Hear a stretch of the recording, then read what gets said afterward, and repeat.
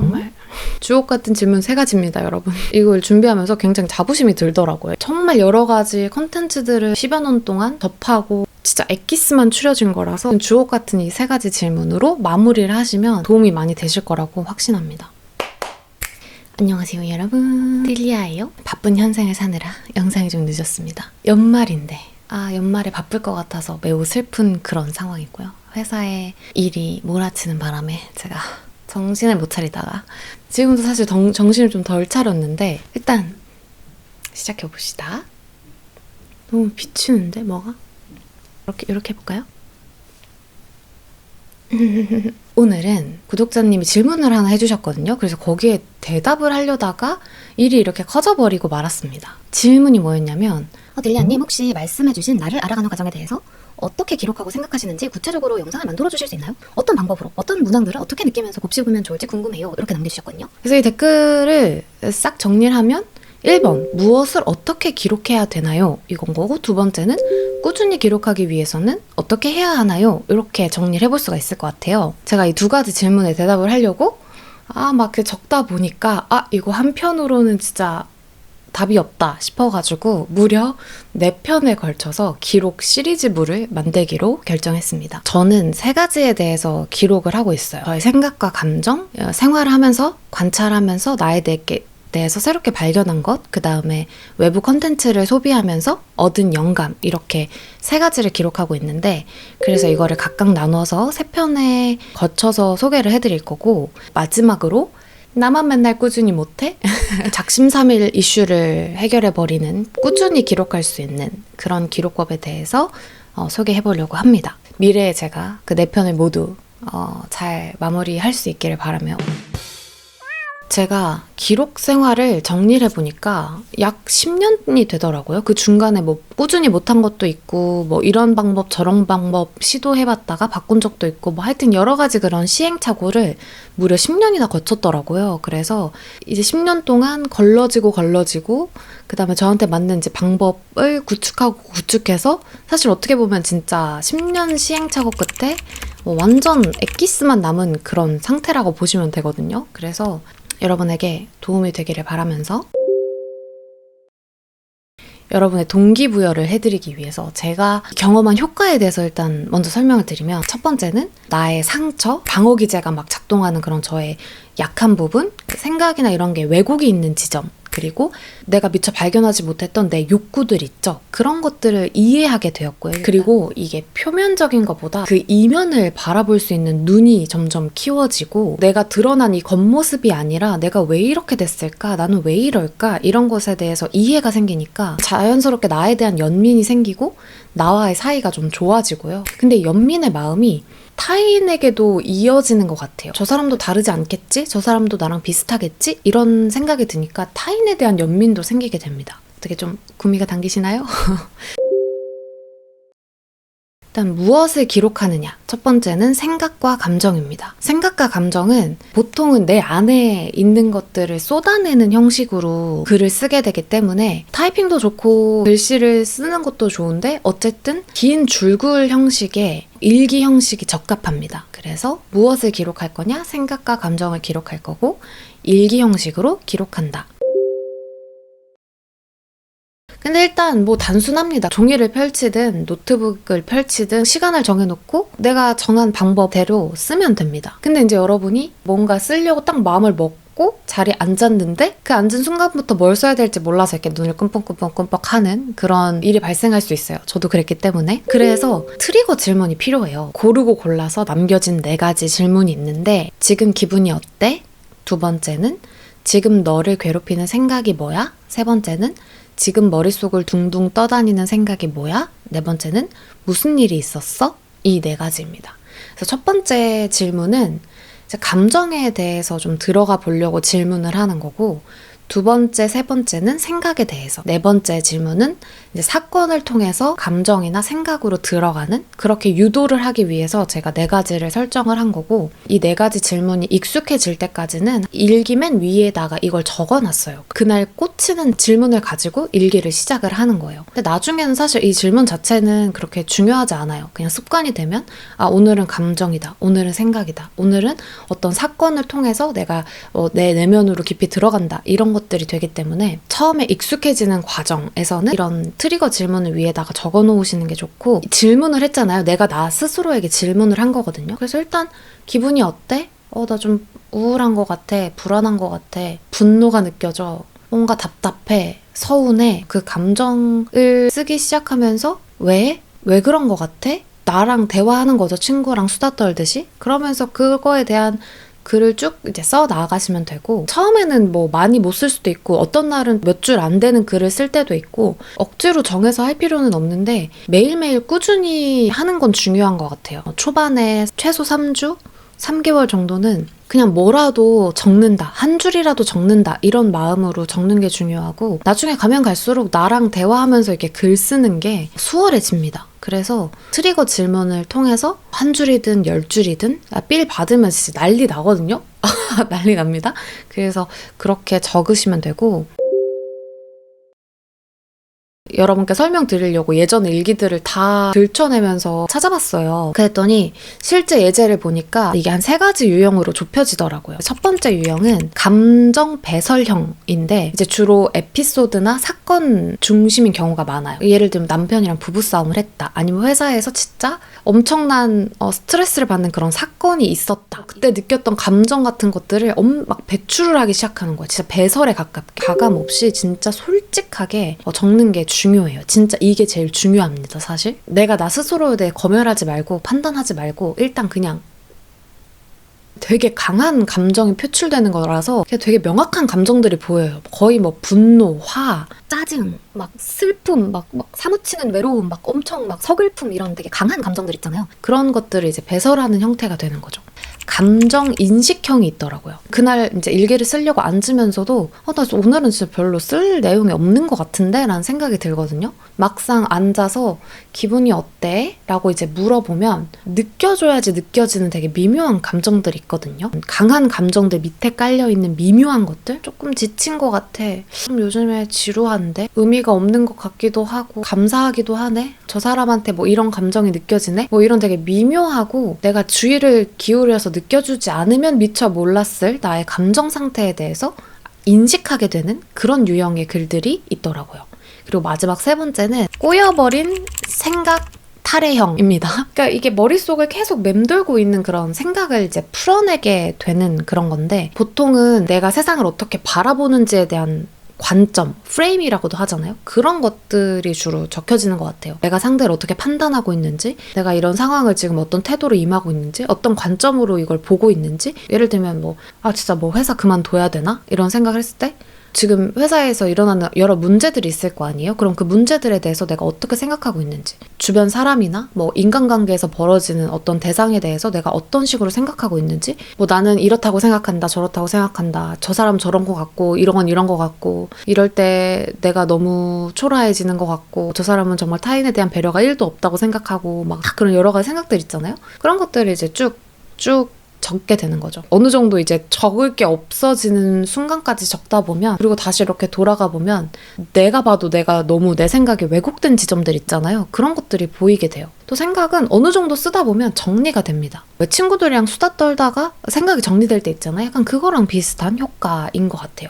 그래서 이제 트리거 질문을 가지고 여러분이 막 적다 보면 내가 막 감정을 배설할 때가 있고, 감정을 인식하게 될 때가 있고, 내가 어떤 생각을 하는지를 인식하거나 그 생각을 통해서 무언가를 깨달음을 얻는구나, 이렇게 생각해 주시면 될 것 같아요.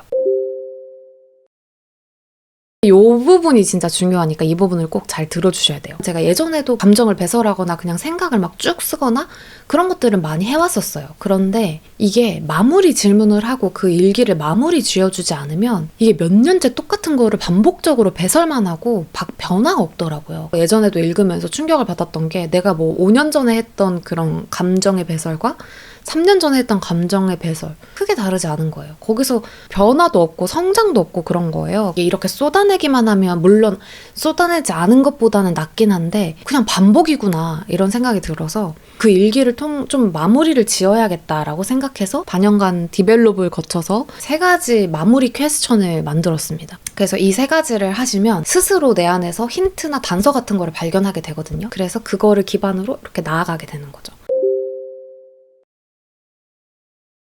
첫 번째, 나의 숨겨진 욕구가 무엇이었을까? 내가 감정이든 생각이든 내 상태 자체가 부정적으로 되었을 때는 내 욕구가 충족이 안 된 거거든요. 내가 뭐 밥 먹고 싶은데 밥을 먹었어요. 그럼 기분이 좋거나 나쁘지 않겠죠. 근데 내가 배고픈데 밥을 못 먹었어요? 욕구가 좌절된 거예요. 무슨 감정을 느끼든 부정적인 감정을 느끼게 되거든요. 관계에 있어서도 내가 오늘 막 너무 밖에서 재밌는 일이 있었어요. 그래서 그거를 뭐 남편이랑 공유하고 싶어요. 그러면 나는 지금 남편이랑 커뮤니케이션을 하고 싶은 욕구가 있는 거잖아요. 근데 남편은 막 일이 너무 지쳐서 집에 들어왔어요. 그래서 쉬고 싶은 거예요. 그럼 이 사람은 휴식의 욕구가 있는 거잖아요.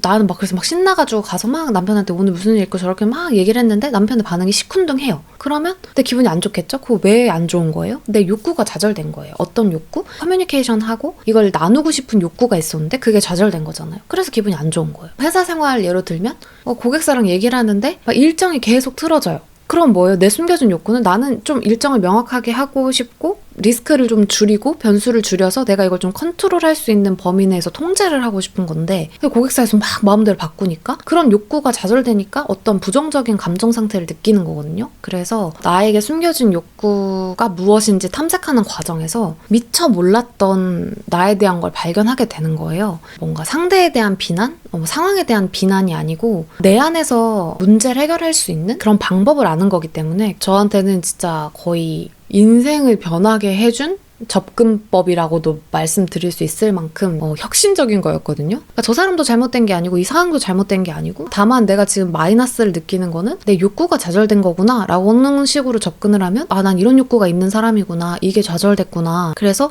이 욕구를 해결하기 위해서는 방법을 되게 다양하게 찾아볼 수가 있는 거예요. 저는 진짜 죽으면 입만 둥둥 떠 있을 것 같다고 주변 사람들한테 많이 말하곤 하는데 수다를 떨어야지 이게 풀리는 사람이거든요.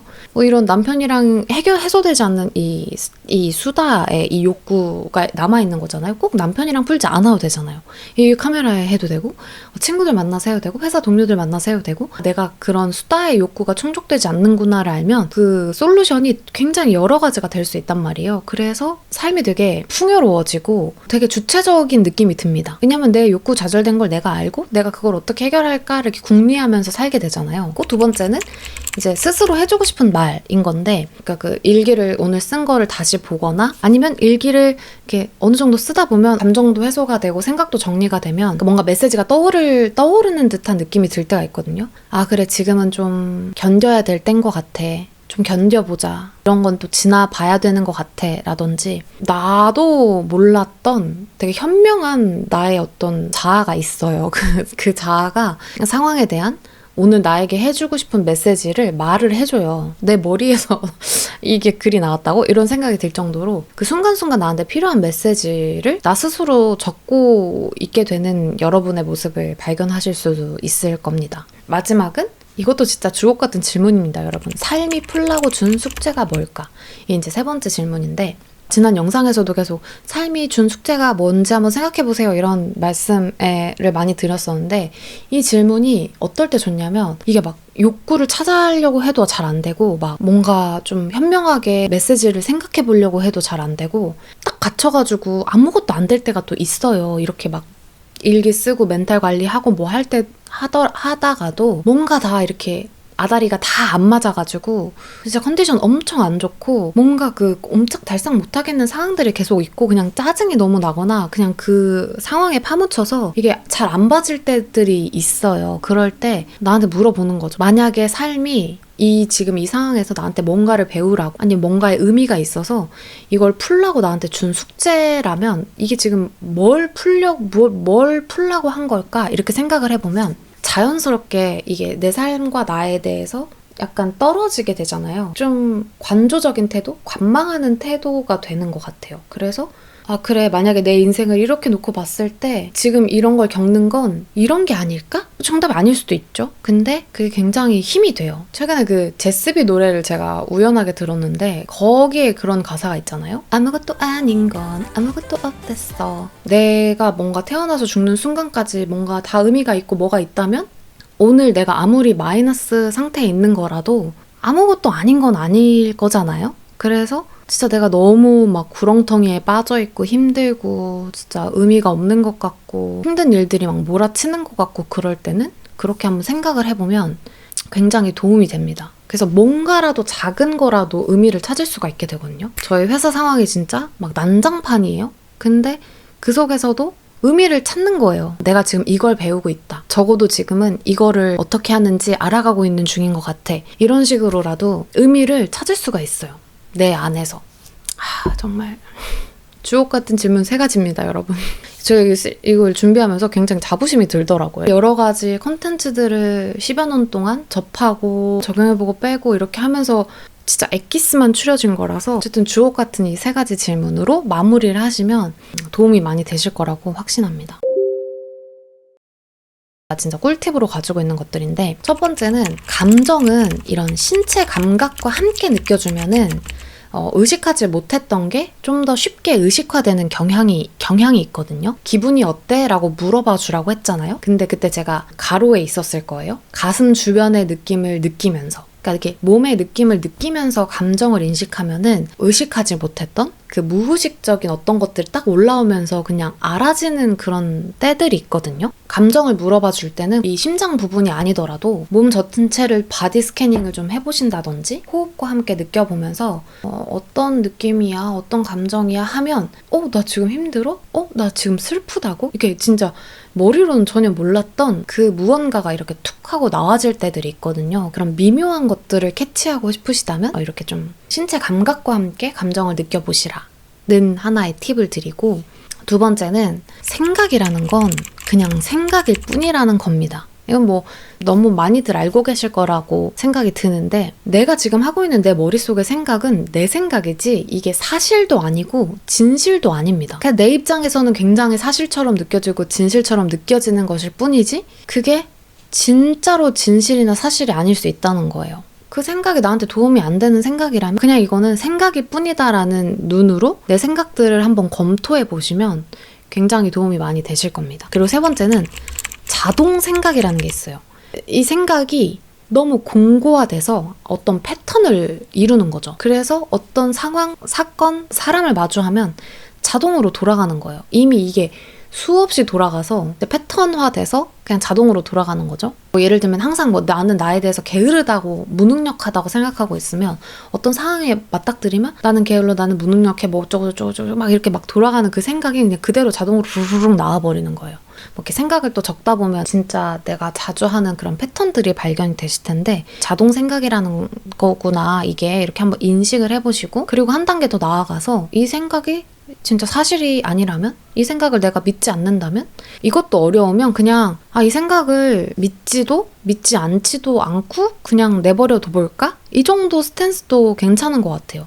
이 생각에 내가 꼭 동의해야 되는 건 아니구나 이렇게까지만 해도 조금 그 틈이 생겨서 긍정적인 거, 발전적인 거, 나에게 더 도움이 되는 거, 내 삶이 좀 풍요로워지고 만족스러울 수 있는 것들이 이제 들어올 틈이 생기는 거죠. 이렇게 요 3가지 팁들을 조금 염두에 두시면서 일기를 써보시면 그리고 생각이랑 감정을 발견해 보시면 좋을 것 같습니다. 제가 준비한 건 여기까지고요. 한번 해보시고 어땠는지 후기를 이 영상으로 찾아와서 남겨주시면 너무 뿌듯할 것 같고요. 다 해보면서 각자 그 발견한 것들이나 경험한 것들을 소통하는 그런 이 공간이 됐으면 좋겠어요. 이 영상이. 저도 그 글들을 보면서 또 새로운 무언가를 여러분들 통해서 배울 수도 있을 것 같고 해보신 후에 후기를 남겨주시면 감사하겠습니다. 그러면 오늘은 여기까지 해볼게요. 오늘도 긴 영상 봐주셔서 감사하고 여러분께 많이 도움이 되었으면 좋겠습니다. 2, 3, 4편 할 수 있을까? 잘 준비해 보도록 할게요.